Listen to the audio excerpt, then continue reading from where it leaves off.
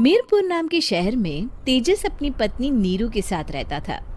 पति पत्नी दोनों ही नौकरी करते थे। एक दिन तेजस गांव अपनी माँ के पास फोन करता है। हेलो, प्रणाम माँ। जीते रहो माँ, तुम दादी बनने वाली हो हैं? अरे वाह, ठीक है बेटा, मैं कल ही आती हूँ। जब माँ जी शहर पहुंची तो बेटे बहू ने बहुत अच्छे से स्वागत किया। लीजिए माँ जी, चाय। अरे गर्मा गर्म पकोड़े ले आओ माँ के लिए। नीरू रसोई में गई और 2 मिनट में ही पकोड़े ले आई। जी ये लीजिए। बहू, जादू से बनाए हैं क्या? अभी तो रसोई में गई थी। यम्मी। माँ जी, शीला रसोई में पकोड़े तल रही है, मैं बस लेकर आई। हे भगवान, मेरा धर्म भ्रष्ट कर दिया तूने। अब तो गंगा जल से शुद्धिकरण करना होगा। दूसरे दिन, माँ जी मैंने नाश्ता बना दिया है, ऑफिस जा रही हूँ। पर अभी तो घर का सारा काम पड़ा है। शीला आती ही होगी, झाड़ू पोछा बर्तन कपड़े वो सब कर लेगी। हमारे जमाने में घर का सारा काम हम ही करते थे। जी माँ जी, आप बहुत होशियार हैं, मैं घर ऑफिस दोनों नहीं संभाल पाती। तो जरूरत क्या है घर से बाहर जाकर चाकरी करने की? वैसे भी घर का काम खुद करने से घर में बरकत आती है, समझी? पर माँ जी।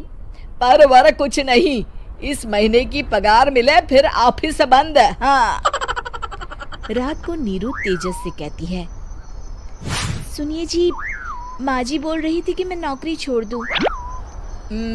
वैसे ठीक ही तो है, अभी तुम्हें आराम की जरूरत है। फिर भी आराम कहाँ, शीला को छुड़ाने के लिए बोल रही थी। तो अब 24 घंटे में इतना काम तो कर ही सकती हो। पर जॉब पसंद है मुझे, घर पर मन नहीं लगेगा। अगले दिन जब दोनों ऑफिस के लिए निकल रहे थे, मेरी तो कोई कीमत ही नहीं है इस घर में। माँ जी, आजकल महंगाई बहुत है, रहन सहन भी बदल गया है, दोनों नौकरी करते हैं तभी ठीक रहता है। अच्छा, तू कहना क्या चाहती है? मेरा बेटा तुझे बिठा के खिला नहीं सकता? तू ही इस घर का खर्च चला रही है, हैं? नहीं माँ जी, मेरा वो मतलब नहीं था। मतलब खूब समझती हूँ, ये बाल धूप में सफेद नहीं किए मैंने। हाँ। अब तो ये रोज का काम हो गया था। तेजस भी रोज की झिकझिक से परेशान हो गया था। एक दिन उसने कहा, नीरू, वैसे भी तुम्हें मैटरनिटी लीव मिलने वाली है, तो अभी से ही छुट्टी ले लो। पर क्या, मेरी सैलरी अच्छी खासी है। आखिर नीरू ने रिजाइन कर दिया। जब बच्चा हुआ तो घर में सब बहुत खुश हुए। कुछ दिनों बाद तेजस फाइल देख रहा था। क्या हुआ तेजस, कुछ परेशान लग रहे हो? हाँ, वो हमारी जितनी सेविंग्स थी वो तो हॉस्पिटल में और छठी के फंक्शन में खत्म हो गई है नीरू। और अभी वैसे मंदी चल रही है तो मैं बोल रही थी कल मुन्ना को हेपेटाइटिस का टीका लगवाना है।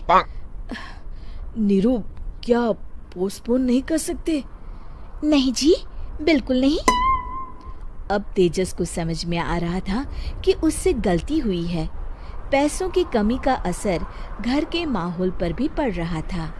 अगले दिन, बेटा मेरा चश्मा और ये दवाइयाँ ले आना, पर्चा देते हुए माँ जी ने कहा। जी। तेजस, मुन्ना के लिए दूध का डिब्बा और डायपर भी ले आना, और ये किराने के सामान की लिस्ट है, इसे भी लाना है। तेजस गुस्से में लिस्ट मरोड़कर फेंकता है और चिल्लाता है, पैसे क्या पेड़ पर उगते हैं? ये ले आना, वो ले आना। अरे पर ये जरूरत का सामान ही है। वो गुस्से में बिना कुछ कहे ऑफिस चला गया। अरे लंच तो ले जाइए। नीरू दौड़कर डिब्बा पकड़ाती है एक दिन खाना खाने के बाद, नीरू, अब तो मुन्ना कुछ बड़ा हो गया, तो अब तुम वापस ज्वाइन कर लो ना जॉब। पर इस रिसेशन में जॉब मिलना बहुत मुश्किल है। ट्राई तो करो। फिर मुन्ना? माँ जी है ना, और एक फुल टाइम मेड भी लगा लेंगे। पर माँ जी, उन्हें तो पसंद नहीं। तभी माँ जी वहाँ आ जाती है और प्यार से नीरू के सर पर हाथ फेरते हुए बोलती है, अब मेरी समझ में आ गया बहू, पहले के और अब के समय में अंतर है।